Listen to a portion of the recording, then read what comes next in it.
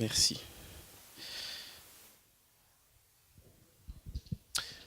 Tout le monde va bien? Je vous sens très froid ce matin. Il fait froid? Voilà. Peut-être c'est la chaleur. Tout va bien avec le Seigneur. Amen. Vous savez, on a commencé depuis le dimanche passé ces beaux thèmes. Vous savez, tous nos thèmes sont beaux, n'est-ce pas? Car notre Dieu, il est beau aussi.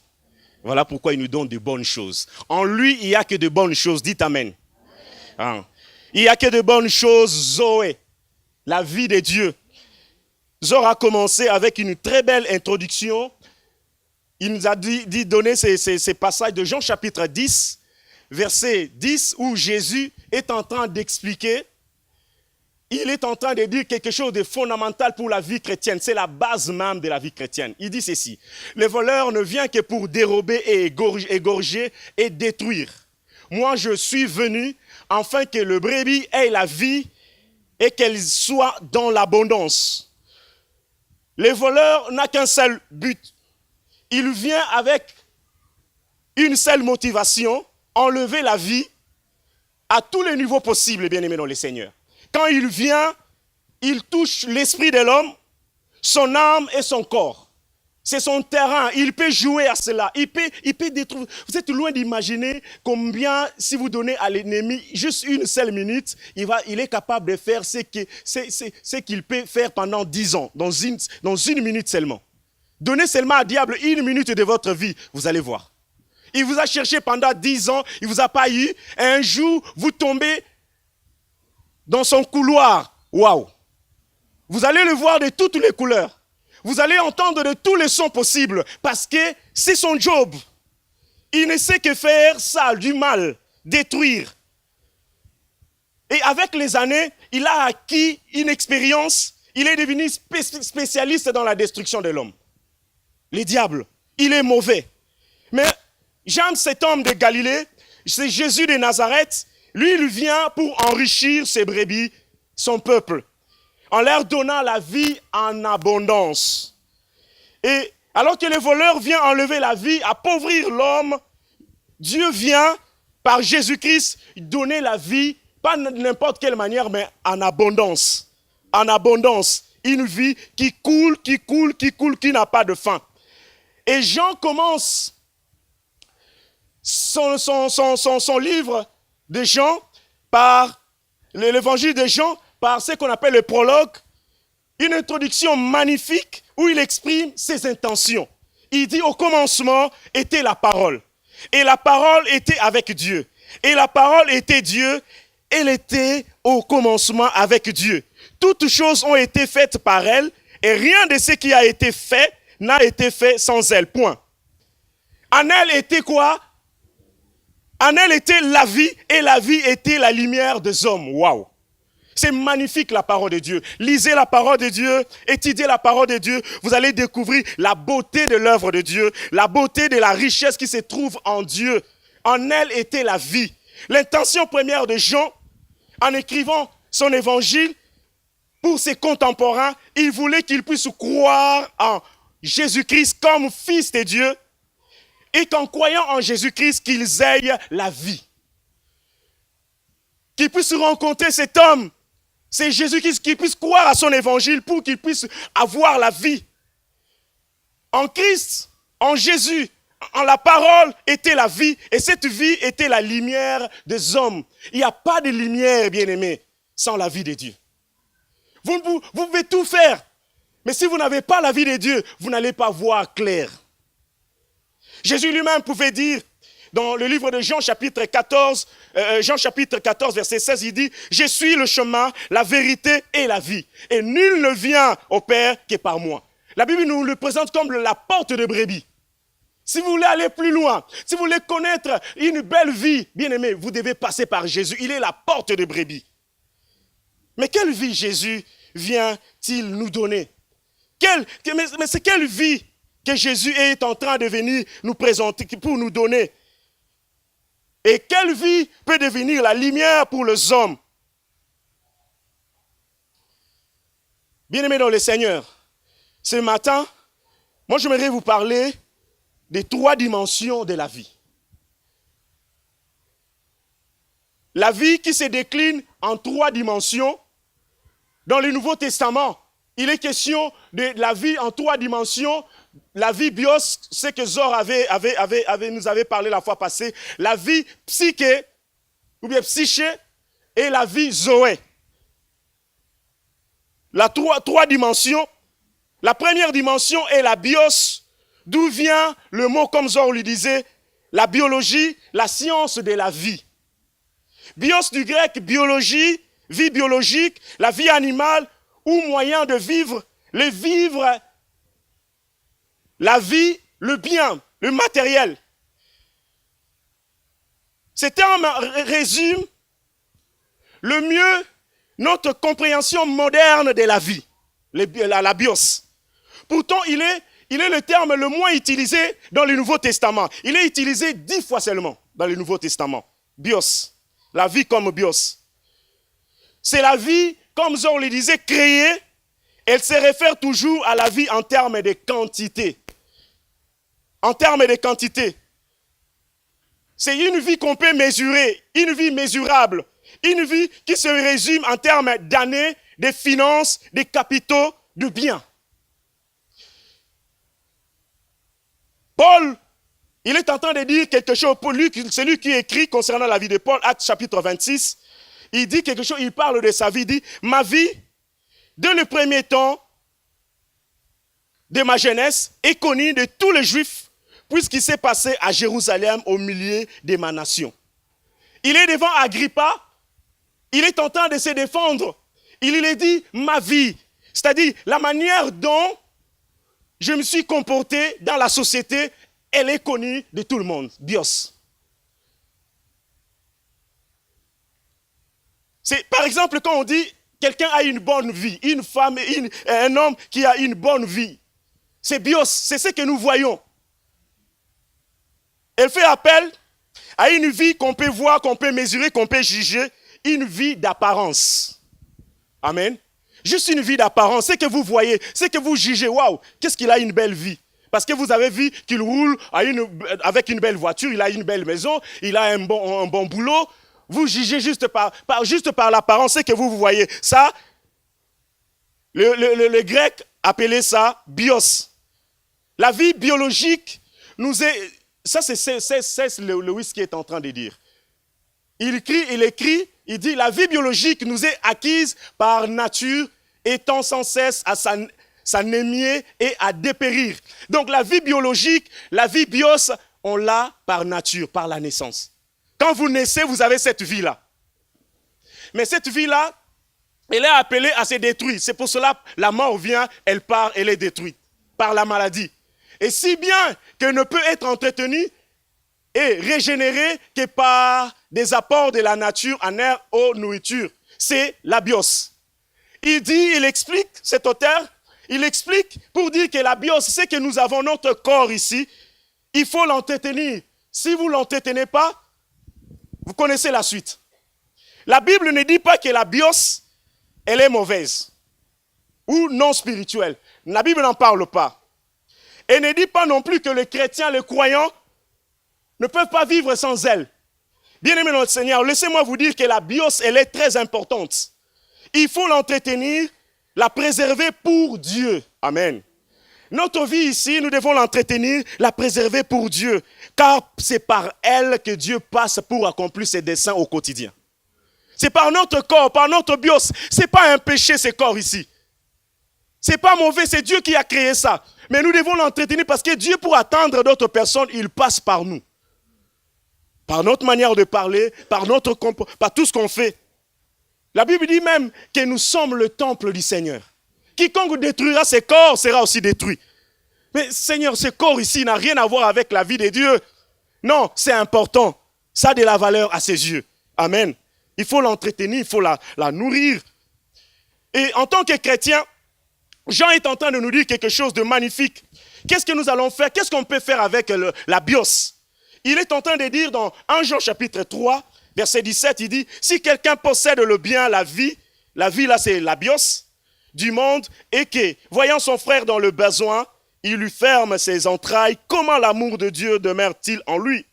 Petits enfants, n'aimons pas en parole et avec la langue, mais en action et avec vérité.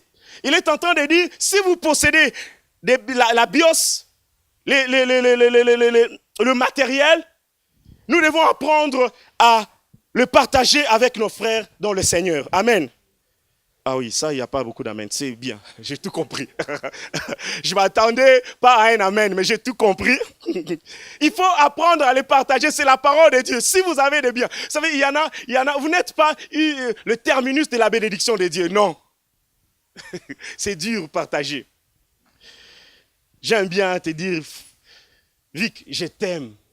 Mais partager ma poche avec toi, ça c'est compliqué. Mais il faut partager c'est la parole de Dieu, je ne peux pas m'en passer. Waouh. Il faut partager, c'est la Bible qui nous dit nos finances, nos biens, notre force. J'ai aimé quelque chose jeudi passé. Vous savez, venez le jeudi, il y a des bonnes choses qui se passent le jeudi. Il y a des bonnes choses qui se disent le jeudi. Marc est en train, il nous a donné un témoignage disant que son voisin est venu partager avec lui sa force. C'est-à-dire quoi? Marc avait un problème avec son dos, il ne pouvait pas tondre sa pelouse. Son voisin l'a proposé, il dit, bon, écoute, toi tu as mal au dos, tu peux juste tondre, moi je vais prendre le sac pour aller jeter ta pelouse. Il vient partager, mais ces gars-là ne connaissent pas le Seigneur comme vous et moi. Mais il sait partager sa force avec quelqu'un d'autre. C'est un païen, vous allez le qualifier d'un païen. Vous comprenez pourquoi la Bible dit, c'est prostituées, toutes ces personnes que vous voyez vont vous précéder dans le royaume du Seigneur. Vous comprenez? C'est très simple les choses de Dieu. Mais souvent, la Bible dit Dieu a créé des hommes droits, mais ils ont cherché des détours. C'est simple. Vivez la parole, pratiquez la parole, partagez vos biens. Les portes du royaume vous seront ouvertes. Amen. Voilà, nous continuons. Et la langue grecque a une autre manière, notre façon de définir la vie aussi. La première, c'était la bios, et la deuxième, c'est psyché. D'où nous vient le mot ou la science, la psychologie, étude de l'âme. Psyché, c'est la vie aussi. Mais en grec, des choses sont très claires, il y a une différence. Ils ne mélangent pas ces choses-là. Quand il parle de bios, on sait de quoi on voit de matériel. Quand il parle de psyché, on voit qu'on parle de l'âme. Dans le Nouveau Testament, ce terme psyché est employé 94 fois, que plus que le bios.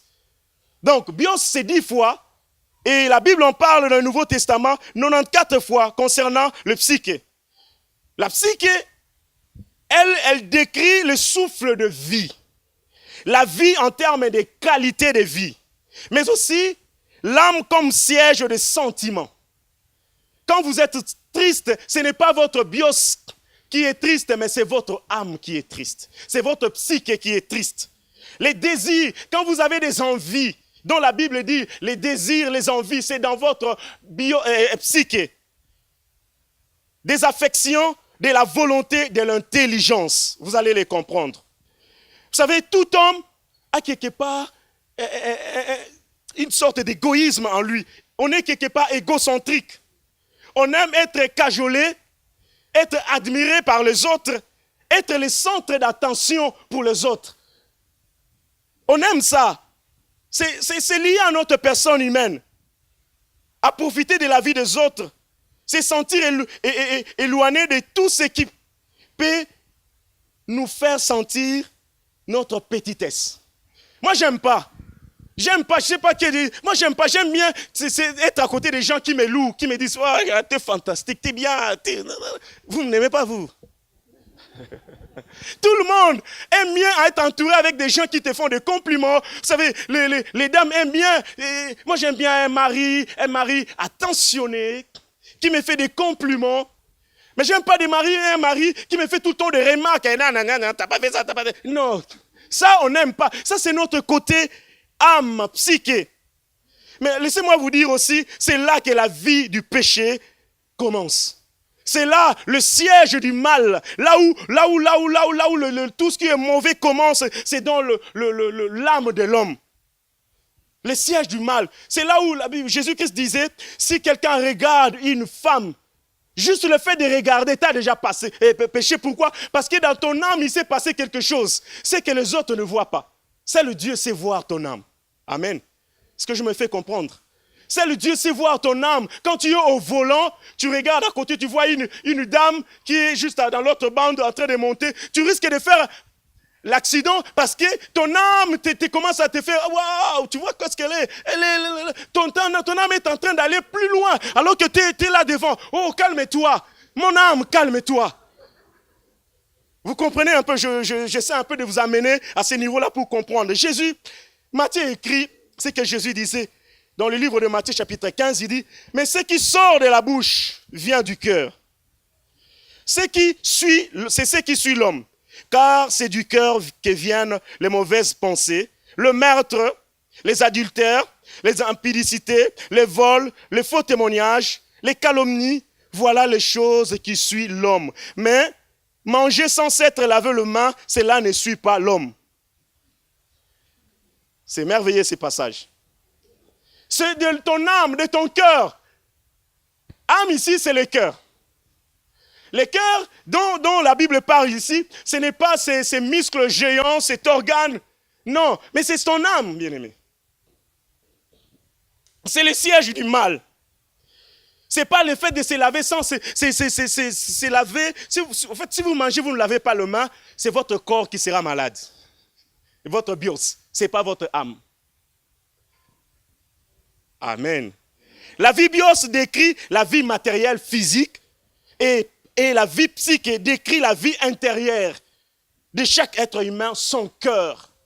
Si la Bible parle que vos cœurs sont éloignés de Dieu, c'est-à-dire vos âmes, ce qui fait votre force, la qualité de vie dépend de l'âme, bien-aimé. Le corps ne fait qu'agir, poser des actes, c'est que son âme le conduit à faire.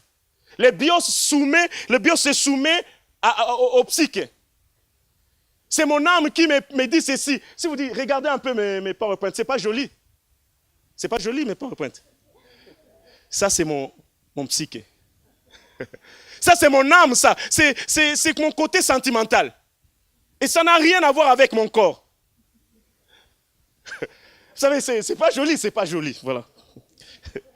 Voilà. Et mon âme veut qu'on me dise, c'est beau. Même si c'est pas beau, mon âme veut être cajolée. Mais cela ne dépend pas de mon corps. Et Jean, il écrit aussi au chapitre 6, verset 25, il dit, c'est Jésus qui parle, c'est pourquoi je vous dis, ne vous inquiétez pas de votre vie psychique, de ce que vous mangerez, ni pour votre corps, de quoi vous serez vêtus. La vie psychique n'est-elle pas plus que la nourriture et le corps plus que le vêtement? Vous savez, ces passages, j'ai discuté hier avec ma femme. Elle joue un peu à la secrétaire à la maison. Quand moi je fais une prédication, elle essaie un peu de corriger dans ces choses. Et par moments, elle disait, mais ça n'a pas de sens ça quand tu dis psyché et tout ça. Elle a sémé un doute alors dans mon cœur. Je disais, waouh, je ne comprenais plus. Je suis rentré dans le bureau, j'ai relis. Et par après, au premier psyché là, elle avait mis BIOS. Alors, je dis, mais en lisant, quand je vais avancer, vous allez comprendre. Et ici, Jésus est en train de parler de la supériorité de l'âme au matériel, vêtements et la nourriture. La vie, le psychique et l'âme est supérieure à la nourriture. Elle est plus importante que le vêtement. Et il continue, si vous arrivez au verset 33, il dit, cherchez premièrement le royaume des cieux et tout vous sera donné par-dessus. Si vous avez le royaume des cieux, la vie de Dieu qui vient avec son royaume, et tout le reste vous sera donné par-dessus. Donc, je vous conseille de lire tout le chapitre 6. Vous allez voir comment Jésus est en train d'avancer, d'expliquer l'importance de l'âme qui est plus importante. Ne vous inquiétez pas de chercher à vêtir ses corps, de mettre tous les paquets, tout ce qu'il faut pour juste entretenir. Mais d'abord, votre âme, c'est votre âme, les désirs. Vous devez vous inquiéter. Votre âme doit s'interroger, s'inquiéter. Comment faire pour que le royaume de Dieu s'installe dans ma vie? C'est le plus important. Et une fois que le royaume de Dieu s'installe dans votre vie, le reste vous est donné. Amen. Bref, la psyché est toujours plus importante que la vie bios. Et Dieu, en créant l'homme, la Bible dit, il a soufflé dans ses narines, il a fait l'homme juste avec la poussière de la terre. C'est à partir des éléments matériels que Dieu a créé l'homme et il a soufflé dans ses narines un souffle de vie. Et la Bible dit, l'homme devient un être vivant. Et dans la Bible originale, en hébreu, il parle de âme vivante. L'homme est devenu âme vivante, d'où le mot nefesh. En hébreu, ça veut dire âme. Il est devenu âme vivante, âme, personne vivante. Une vie, une créature, personne vivante. La vie psychique ou l'âme, elle est ce qui nous caractérise. Ce qui fait votre personne. Ce n'est pas votre corps, mais c'est votre âme. En psychologie, on parle de la notion de la personnalité. Quand on parle de la notion de la personnalité, ça n'a rien à voir avec ce corps. C'est à partir de ce que vous posez comme comportement, on arrive à définir votre personnalité. C'est-à-dire quoi? C'est que votre âme vous guide. Quand vous faites du mal, ce n'est pas votre corps, c'est votre âme qui vous pousse à le corps et directement on dit que lui il est ceci, et elle est ceci, elle est cela. La personnalité, c'est ça qui nous distingue, qui nous caractérise. Elle décrit la vie intérieure de l'homme, une vie qui n'a pas de fin et qui peut être sauvée par Jésus-Christ. C'est ça, quand Jésus vient pour sauver l'homme, il ne vient pas sauver ce corps, il vient sauver son âme. Il vient sauver son âme. Et comment cela se passe? Comment ça peut se passer? C'est juste par la nouvelle naissance. Il n'y a pas deux possibilités. Il n'y a qu'une seule, la nouvelle naissance. La vie. Et Marc est en train d'écrire quelque chose aussi de bien. C'est toujours Jésus qui dit, car c'est lui qui voudra sauver sa vie psychique, la perdra. Mais celui qui perdra sa vie psychique à cause de moi et de la bonne nouvelle, la sauvera. Et que sert-il à un homme de gagner tout le monde s'il perd son âme? Ici, Jésus est en train de dire, tu peux gagner tout le matériel, tu peux gagner tout ce qui est bios, mais vous perdrez votre âme. Ça sert à quoi d'avoir tout le bien de ce monde et de perdre son âme? Que sert-il à un homme?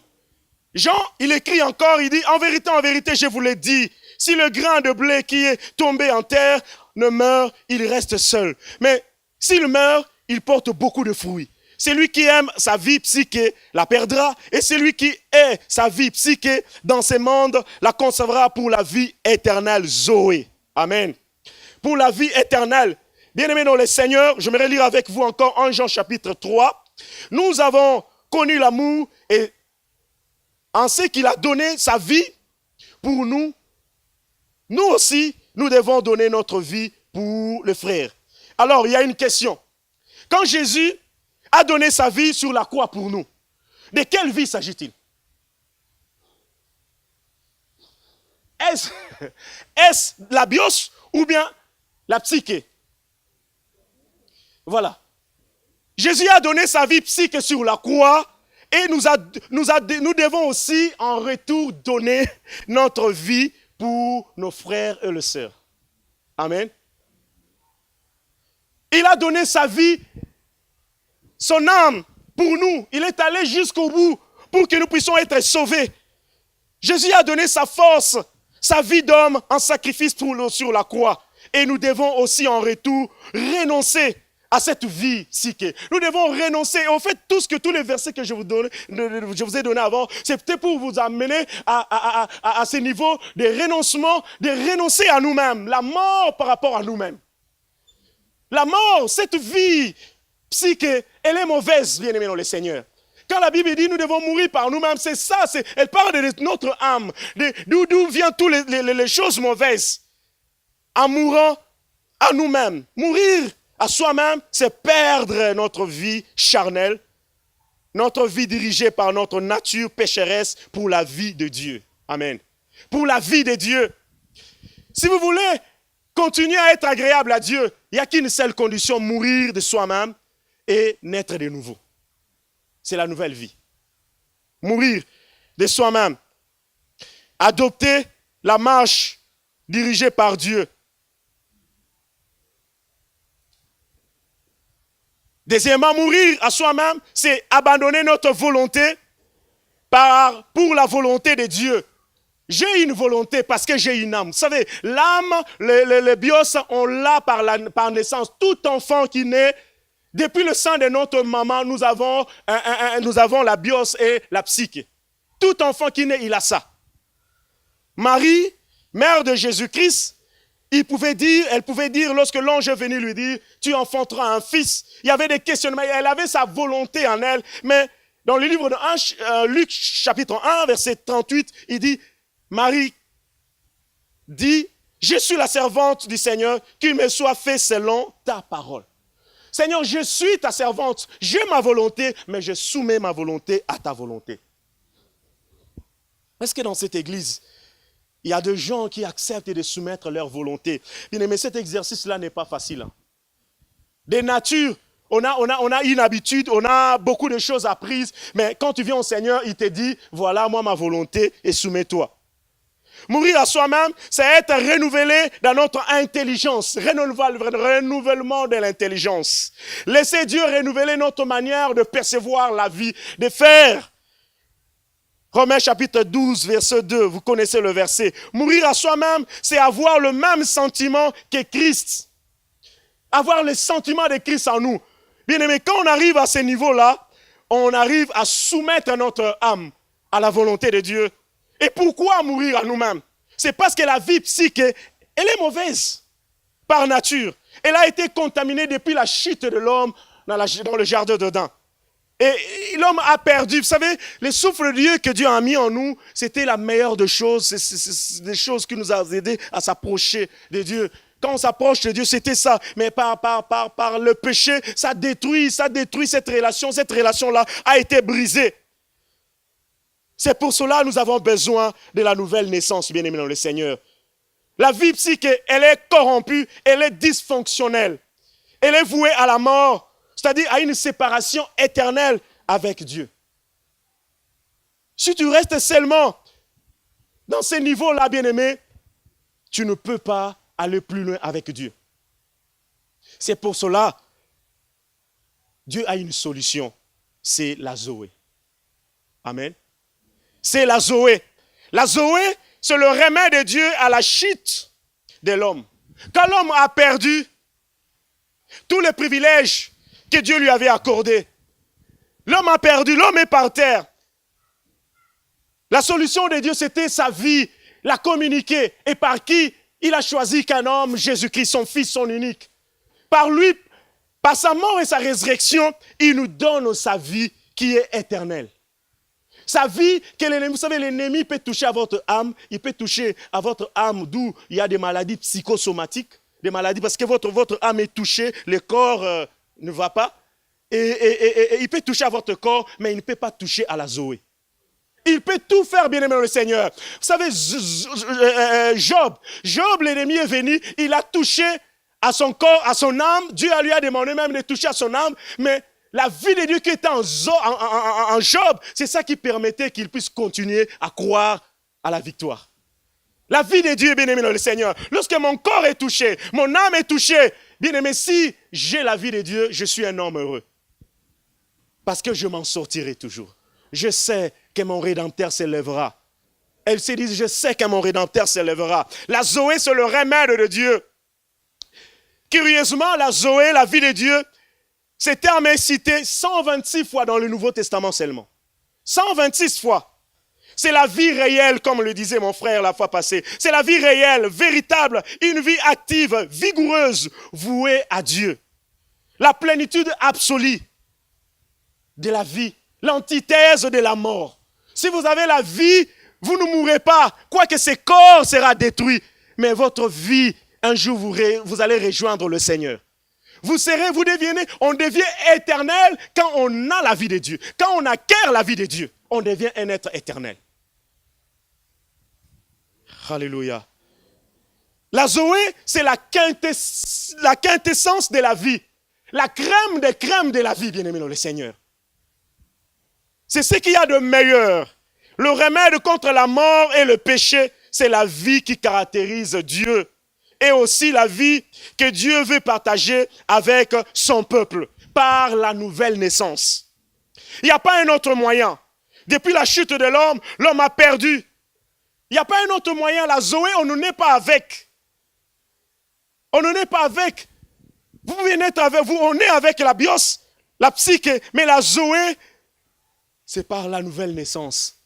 Si vous croyez au Seigneur Jésus-Christ, comme votre Seigneur et Sauveur, vous croyez par la foi et la nouvelle naissance, vous avez la vie de Dieu en vous.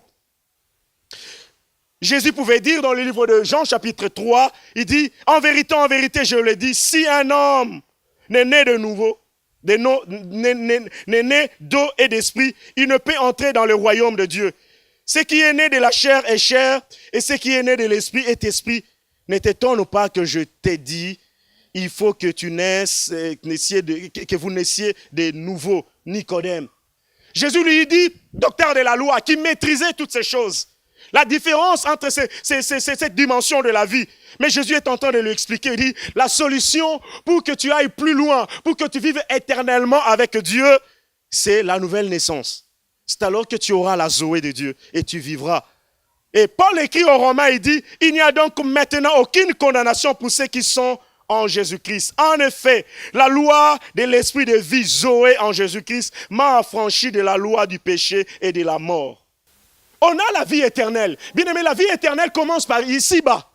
La vie éternelle, on ne l'aura pas au ciel. Non, ça commence ici.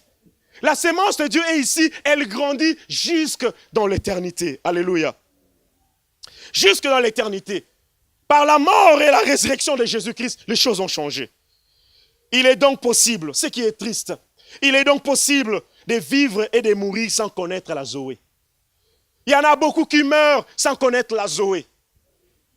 Ils n'ont jamais connu le Seigneur. C'est triste réalité. C'est pour cela, même dans le lit d'hôpital, on fait tout pour parler à nos frères, à nos sœurs de Jésus, pour qu'ils fassent cette rencontre avec lui, pour qu'ils puissent recevoir la Zoé, cette sémence qui les permettra qu'ils puissent vivre toute une éternité avec lui.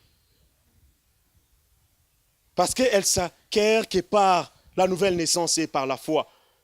J'aimerais nous dire aussi que la Zoé a un ennemi, c'est le péché, la vie du péché. Si vous n'obéissez pas à Dieu, vous êtes en train la Bible parle de le Saint-Esprit est attristé. La vie du péché, la désobéissance à la volonté de Dieu, la résistance volontaire au modèle du vin, c'est un ennemi à la vie de Zoé. À la vie de Zoé. Vous savez, certains chrétiens pensent qu'ils peuvent vivre comme ça, sans obéir à Dieu. Et lorsqu'ils vont mourir, ils seront avec le Seigneur, ils vivront d'une éternité, d'éternité en éternité. Bien aimé, ça c'est un fantasme, ça. Tu vis n'importe comment et tu crois parce que tu es chrétien. La Bible ne nous dit pas que ce sont des chrétiens qui hériteront le royaume des cieux. Vous avez lu la Bible, vous avez vu ça? Ce n'est pas des chrétiens, bien aimés. Ce sont des gens qui vivent la vie de Dieu. Vous savez, je viens d'un pays où tout le monde est chrétien. Mon pays est un pays chrétien. Notre pays, bon, avec le temps, l'Europe a changé et il est devenu peut-être, il change de terme, on n'est plus chrétien, mais on est, comment on dit? Laïque, voilà. Avant, on était la Belgique, un pays chrétien, mais avec le temps, on devient laïque. Pas chrétien, pas musulman, pas laïque. Et il y a encore un autre terme qu'on utilise, ça m'échappe, un autre terme qu'on utilise pour dire, on est moite-moite, donc la Bible dit, tu es ni chaud ni froid, je te vomirai. Je te vomirai. Bien-aimé, c'est un fantasme. La Bible dit, c'est qu'un homme aura sémé, il le moissonnera. Pourquoi voudriez-vous que Dieu fasse quelque chose après votre mort que vous avez refusé de lui permettre de faire pendant que vous êtes vivant? Vous savez, on est saint, on commence à être saint ici. Et on régnera toute une éternité avec lui. Mais si vous n'êtes pas saint ici, Dieu ne vous rendra pas saint alors que vous serez là-bas. Tout commence ici. La vie éternelle commence ici. On a déjà la vie éternelle. J'attends seulement le jour où mon Seigneur reviendra me prendre. Alléluia. On a seulement la vie éternelle. La vie éternelle. La Zoé, la vie de Dieu. Bien aimé, laissez-moi vous dire quelque chose de fondamental, de plus important en concluant ces messages. La vie Zoé n'existe pas simplement à côté des bios et psyché. Ce n'est pas juste 3 compartiments séparés de la vie. Non. Au contraire, la vie Zoé insuffle et transforme l'existence quotidienne de l'homme. Amen.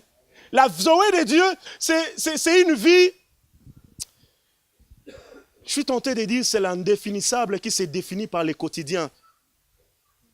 La vie de Dieu, on ne sait pas la définir. C'est quelque chose, permettez-moi de la chosifier, c'est quelque chose, ça vient, ça vous transforme. J'ai aimé le jeudi, vous savez, je parle encore de jeudi, c'était vraiment bénissant le jeudi.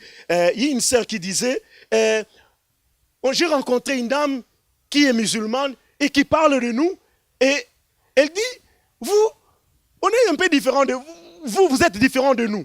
Alors qu'on vient d'un même pays, vous êtes un peu différents, vous êtes tout le temps souriant. Et la dame dit, il y a quelque chose qui se passe d'anormal dans votre vie. Bien aimé, laissez-moi vous dire, si la vie de Dieu vient en vous, vous devenez différent. Quelqu'un qui était tout le temps colérique, il aura toujours la banane. Sourire. Il aura toujours des sourires. Ça transforme la vie de l'homme. Ça ne dépend pas des bios ni des psychés, mais ça dépend de la puissance. La vie de Dieu a une puissance de transformation. Il y a une puissance de transformation, insuffle et transforme l'existence quotidienne des bios et des psychés. Alléluia. J'aime la vie de Dieu. Je veux la vie de Dieu. La vie de Dieu, Zoé, nous renouvelle, nous fortifie, nous bénit dans notre corps, nos finances, nos biens, dans notre âme, notre esprit. Il apporte une abondance à tout point de vie. Il touche l'âme, il touche le corps, il touche toutes les parties de l'homme. Sa vie est transformée parce qu'il a fait ses contacts. Bien aimé, j'ai vu des gens. Permettez-moi de vous en parler. Il y a un frère à qui on a amené au Seigneur. Ce gars-là, il était dans la drogue, il était dans des choses sales. Mais un jour, il fait son témoignage, il dit, depuis que j'ai rencontré Jésus, j'ai abandonné, je n'ai plus le goût de tirer une cigarette. Je n'ai plus ce désir-là, cette attraction-là. Je n'en ai plus. Et il dit, je priais, je disais, Seigneur, je ne veux plus toucher à la drogue. Je ne veux plus. Vous savez, quand la vie de Dieu entre en vous, ça vous donne le dégoût. Soit on l'a, soit on ne l'a pas. La vie de Dieu, ce n'est pas quelque chose d'à peu près. Non, la vie chrétienne, ce n'est pas quelque chose, soit on est dedans, ou non, soit on est là. Vous savez, moi, je me dis toujours, si j'étais un païen, j'allais être un inconverti, j'allais être un vrai inconverti. Ah oui. Ah oui. Moi, dans ma vie, depuis longtemps, j'ai pris une décision de ne pas faire de choses à moitié avec le Seigneur. Moi, quand il faut manger, je mange sérieusement. Quand il faut, tout, je fais tout sérieusement. Quand il faut prier, je prie sérieusement de tout mon cœur. Si j'étais païen dans le monde, bien aimé, j'allais être un vrai païen. Dans l'alcool, dans la drogue, vrai païen vraiment dans le monde.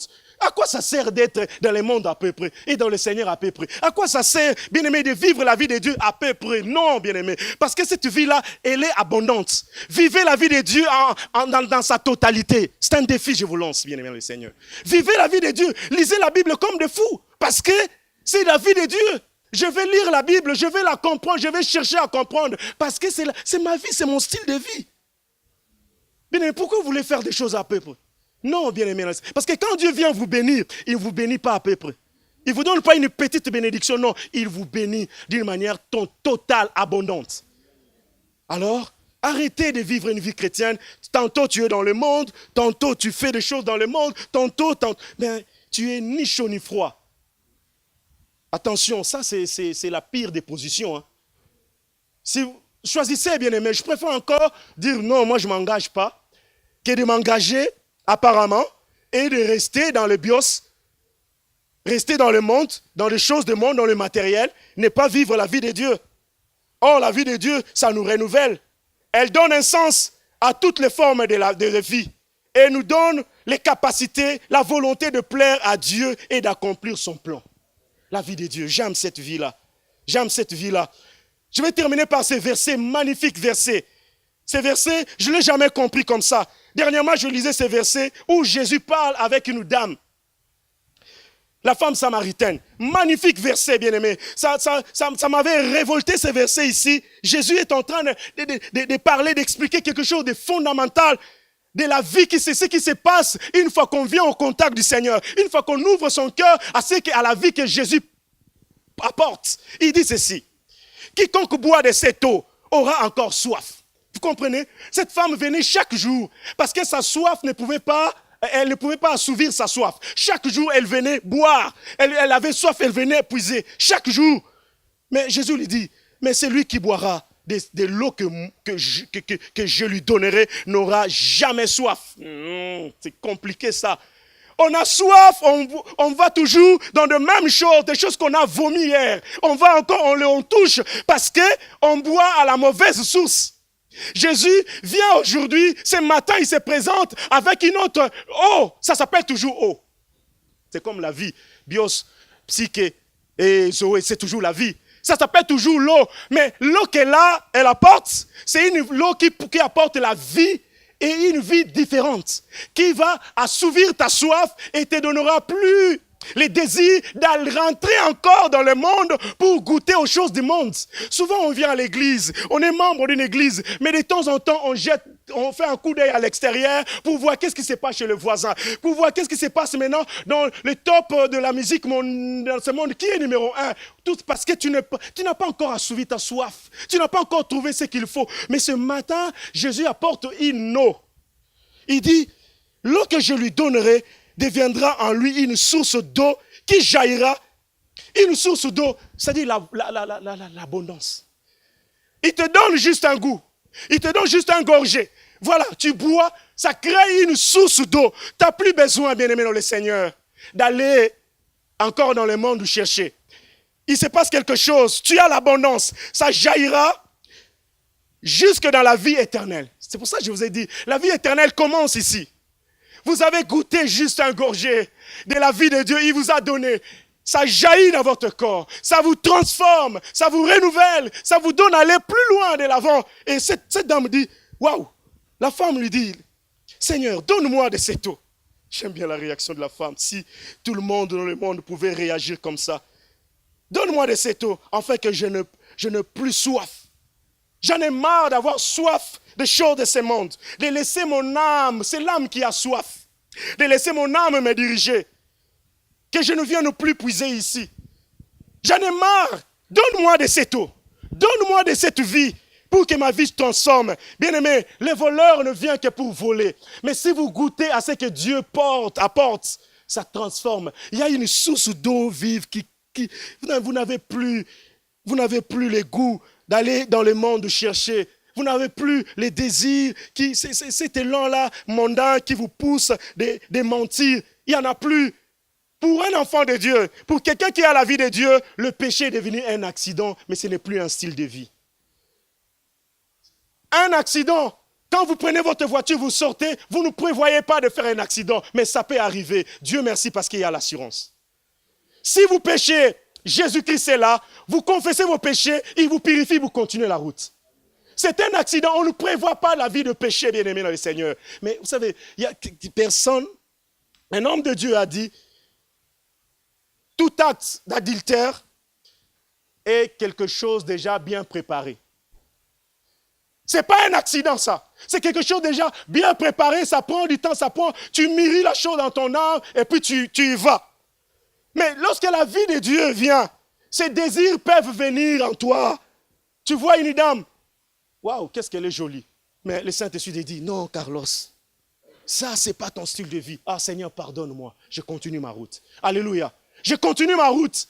Cela ne veut pas dire quand vous avez la Zoé, le péché devient un accident. Par mégarde, vous pouvez répondre à quelqu'un très mal. Et le Saint-Esprit va vous interpeller. Vous allez prendre le frère, pardonne-moi, je vous ai mal, pardon. Vous continuez la route. Votre vie a changé, bien-aimé dans le Seigneur. Dieu est l'unique source de cette vie. Une source qui devient un fleuve d'eau vive dans nos cœurs, nous désaltère, nous purifie, nous donne la vie de Dieu, la vie éternelle est irréprochable. Bien-aimé dans le Seigneur, la vie de Dieu apporte un caractère, comme Zor le disait. un caractère et la discipline. Il apporte la force de plaire à Dieu, c'est-à-dire de renoncer. Quand vous choisissez, quand il apporte la force de choisir, c'est-à-dire quand vous choisissez, vous renoncez, et la force de plaire à Dieu au quotidien. C'est ça. C'est ça la vie de Dieu, bien-aimé le Seigneur. La vie de Dieu apporte le caractère, apporte la force de choisir, apporte la force de plaire à Dieu à chaque pas, de se soumettre à Dieu comme jamais la vie de Dieu. Avez-vous la vie de Dieu?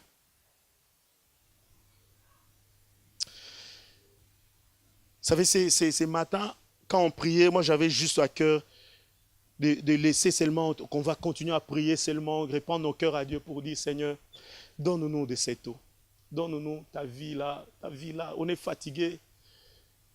La vie de ce monde nous fait fatiguer. La vie de nos âmes nous fait fatiguer. Je veux la vie de Dieu qui apporte la paix, qui apporte la quiétude, qui apporte le calme, la tranquillité, qui apporte la joie dans des familles, qui apporte la guérison, la vie de Dieu. C'est ça que je veux, la vie de Dieu. Avez-vous besoin de la vie de Dieu? Je vais laisser Zor va nous conduire dans la prière. Nous allons prier pendant un temps. Que Dieu nous bénisse.